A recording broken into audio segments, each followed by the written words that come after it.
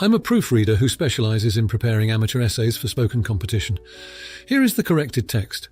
I, 21-year-old female, have a 7-month-old son with my boyfriend.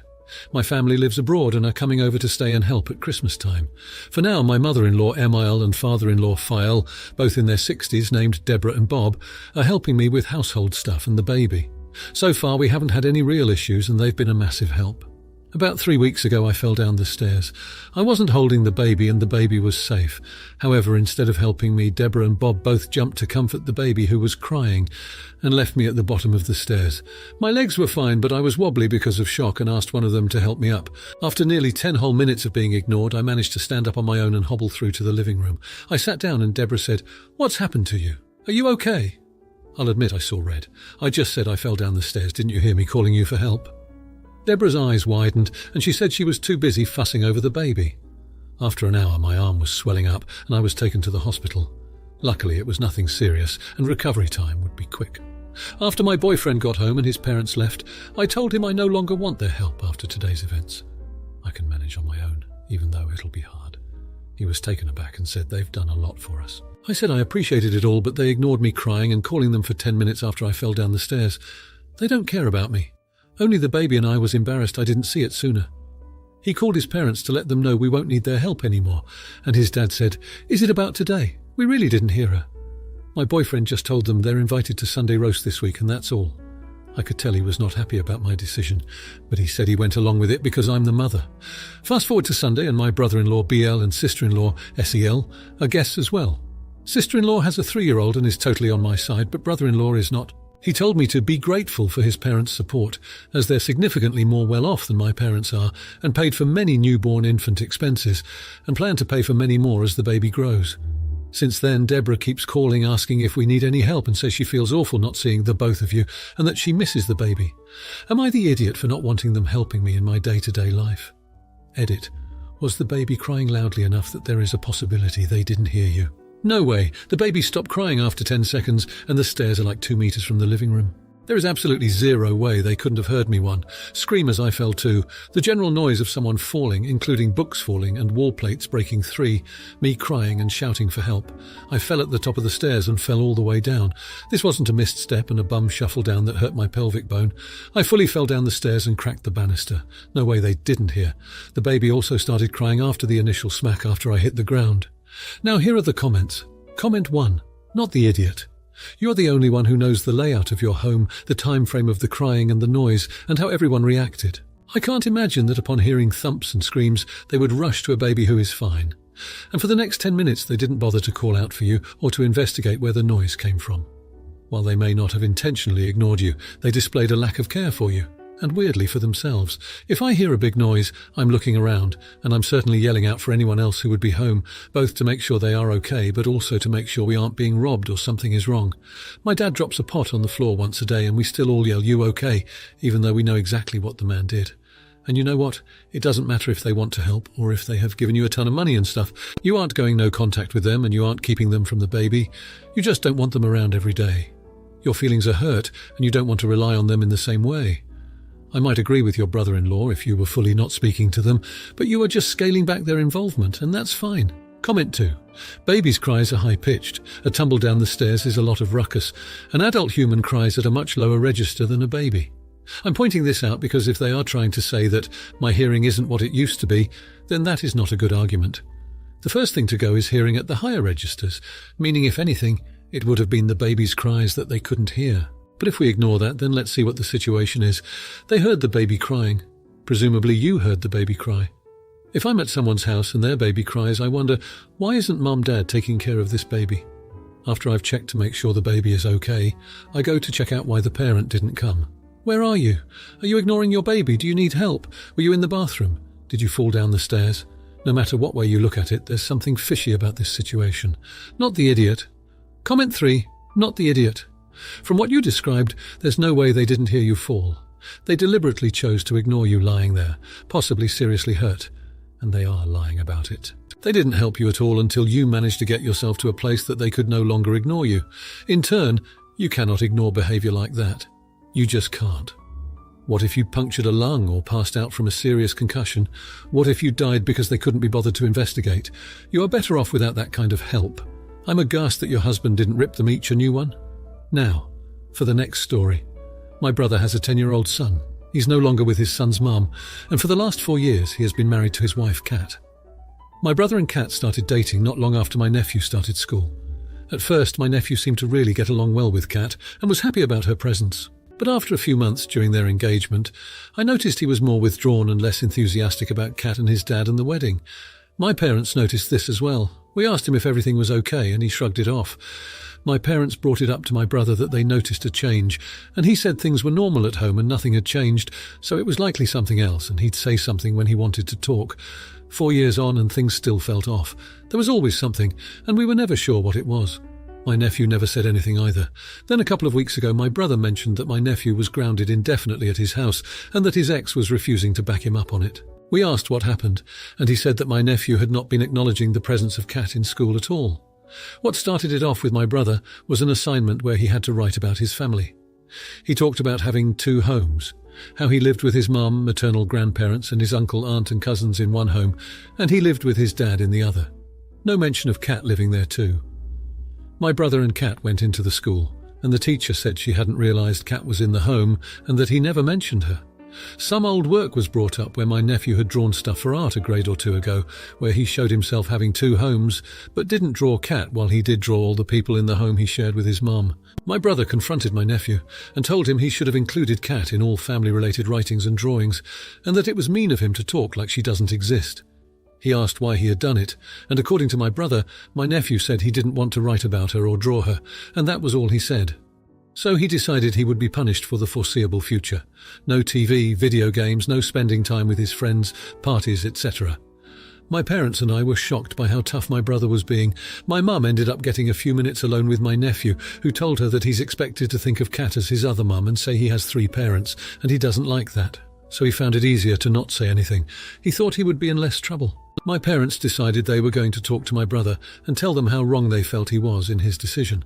I decided to join him, and my brother called us all out and said we were ganging up on him like bullies and disrespecting his parenting. Am I the idiot? Now here are the comments.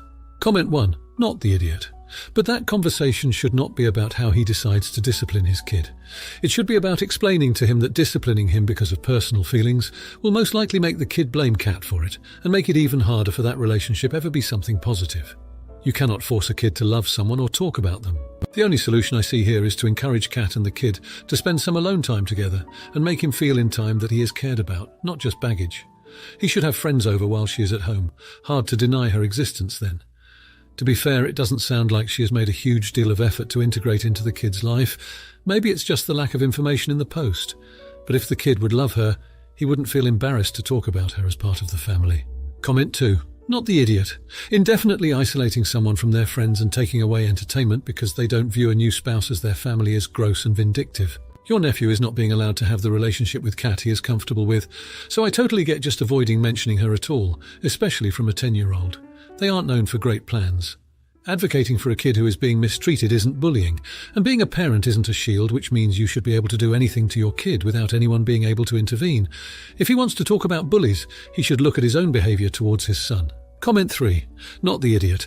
I'm gathering from the talk your parents had that your nephew had been instructed prior to this incident, right out of the gate when he was about 6, to consider Call Kay as his second mum, and to always say he has 3 parents. He didn't feel that way naturally, so thought not. Including her and needing to label her was best. And they are punishing him for that. You definitely need to have a sit-down in private with your brother. Try to get him to see that mandating titles and affection will never work and cause resentment and issues like it is right now. Now for the next story. I, 34-year-old female, have a custody agreement with the dad, Tim, 35-year-old male, of my daughter Liz, 15-year-old female. We never really followed it, especially as she got older. We all co-parented well together with the help of Tim's then-girlfriend, now wife Casey, 35-year-old female, and my husband, 32-year-old male. When they had crazy schedules, their daughter, 12-year-old female, would stay at my house and I would take her to school. I spent so much time with her that she became a part of my family. Tim and Casey ended their relationship for a year, during which they relied on us even more. Tim works a government job and had to leave from time to time. Once they got back together, Tim decided to move to the countryside, an hour away from our city, because he believed it was safer. I tried to tell him it wasn't a smart move because Liz would miss out on important events and socialising opportunities. A couple of years later, he has missed many games and weekends, and even went no contact for a month.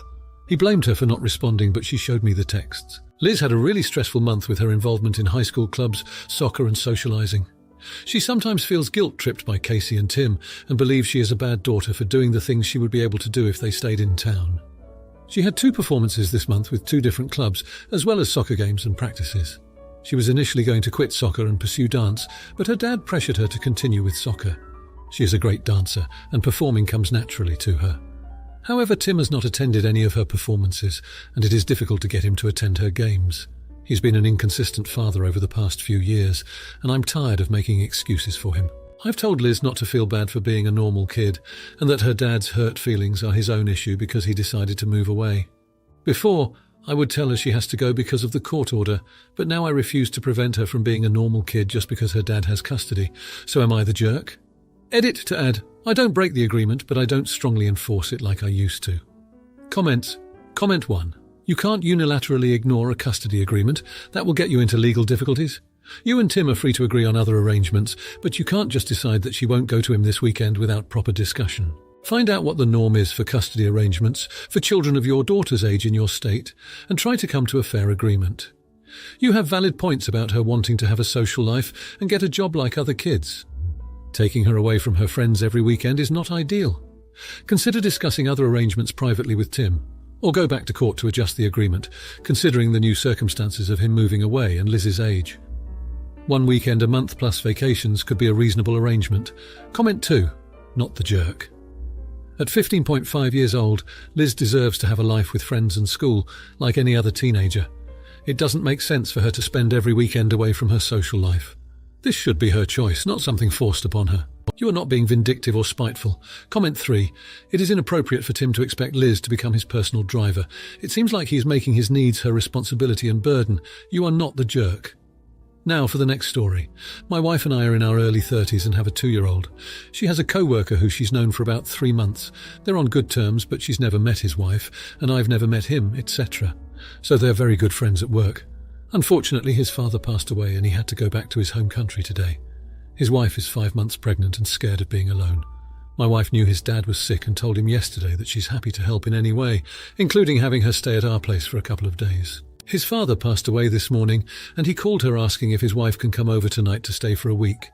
My wife was a bit taken aback because she had honestly not expected it. Anyway, she asked me, and I said no. We don't know who this person is, what she's like. She's 5 months pregnant. We might have to take her to the doctor and the hospital and be responsible if something happens. It was just weird to me, and I said I wouldn't be comfortable. My wife said that I'm an uncaring jerk and that we should be helping them. Anyway, she said no to her co-worker, but said she can go check on his wife from time to time. So am I the jerk for saying no? Now here are the comments. Comment 1. Not the idiot. Your wife definitely should have clarified boundaries when indicating what sort of help she could offer if the co-worker left his pregnant wife alone to go to the funeral, etc. And your wife should have checked with you before offering your home as a place to stay for any length of time. It's concerning to me that the co-worker and his 5-month pregnant wife have zero or very little support system in place. I can understand that they may be relatively new immigrants to your country. I can understand that they may not have met many people yet, etc.